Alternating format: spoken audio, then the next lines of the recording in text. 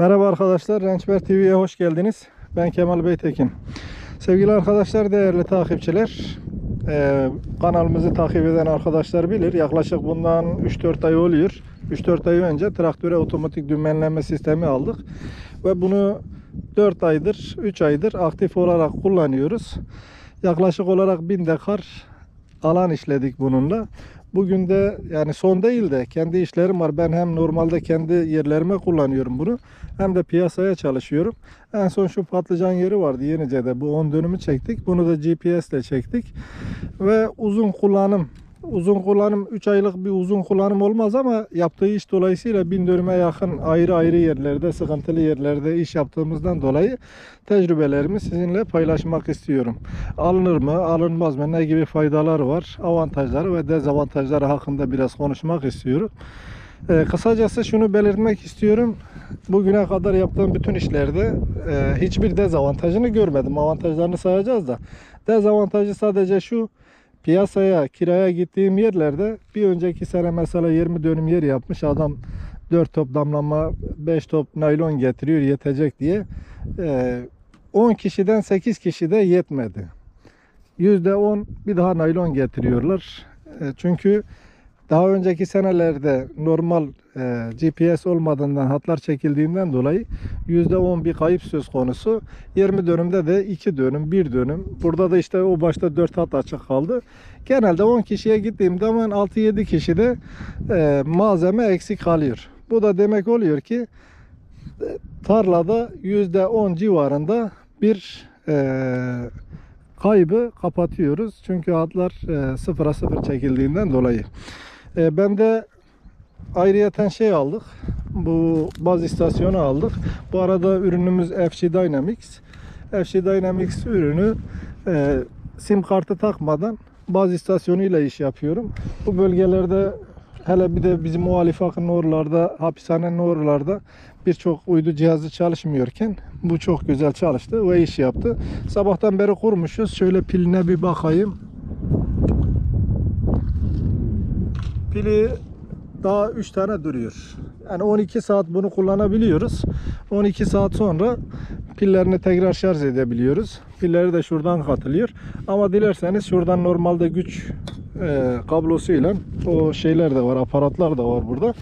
Güç kablosuyla bir aküye veya normal bir adaptöre bağlayarak damınızın çatısına kurduğunuz zaman 6 kilometre çapında sağlı sollu iş yapabilirsiniz. Bir de şeyin içine de, traktörün içine de bir girelim. Oradan da biraz özelliklerinden bahsedelim. Bunun kurulum videosunu zaten çekmiştik. Şu anda daha sisteme bağlı. Burayı bitirdik. Malzemeleri toplayacağım. Kullanımı oldukça kolay arkadaşlar. Şimdi şu görevi bitirdik diyelim. Bunu bitirdik.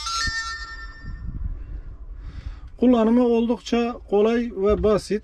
Mesela bir yere girdiğiniz zaman bunu babanız olsun ya da yaşlı birisi ya da fazla okul okumamış, o kadar gerek değil arkadaşlar.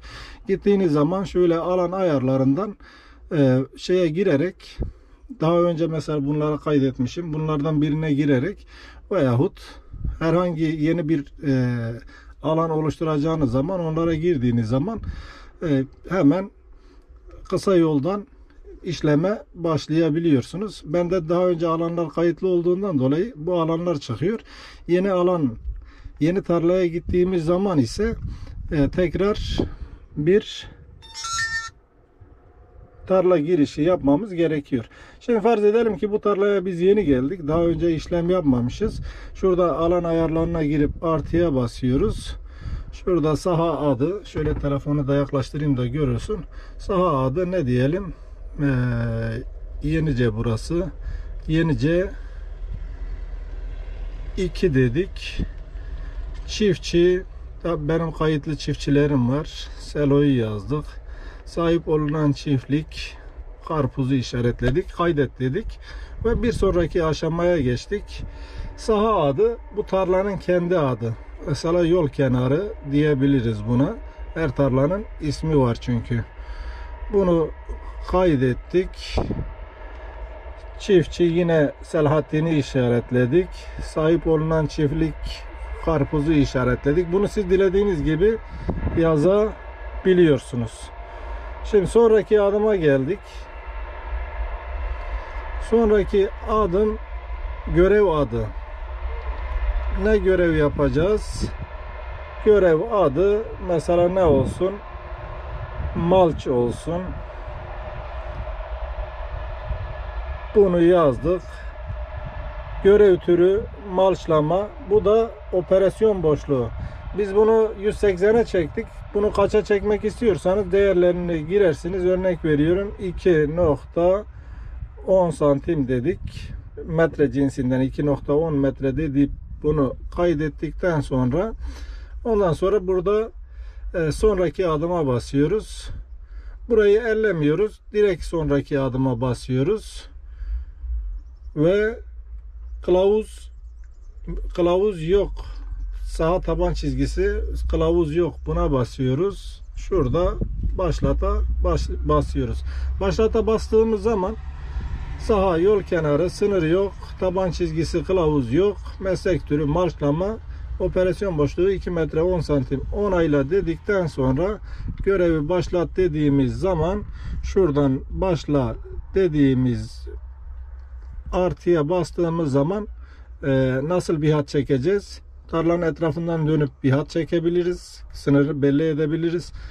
Pivot sulanma için tarlanın eğriliğine göre A artı B hatı bizim genelde kullandığımız düz hat ve A noktası diyoruz. A noktasına basıp tarlanın bu köşesinde ben sabah A noktasını şu köşeden, şu arkadaşın durduğu yerde orayı belirledim ve öbür uca gittim. Öbür uca gittiğiniz zaman da B noktasını işaretlediğiniz zaman burada çok yakın çıkıyor çünkü biz hareket etmedik. Size çizgileri gösteriyor ve bunun içine rahatlıkla girebiliyorsunuz. Gerisi sizi yönlendiriyor. Yani anlatacaklarım bu şekilde. Kullanımı çok basit. Hiçbir zaman servisi aramadım. Bir kere aradım. Onu da nereden aradım? Onu da bir göstereyim. Bu görevi bitirelim. Burada bir şu ayar vardı. Çalışma genişliği uyarısı. Hayır, burası değildi.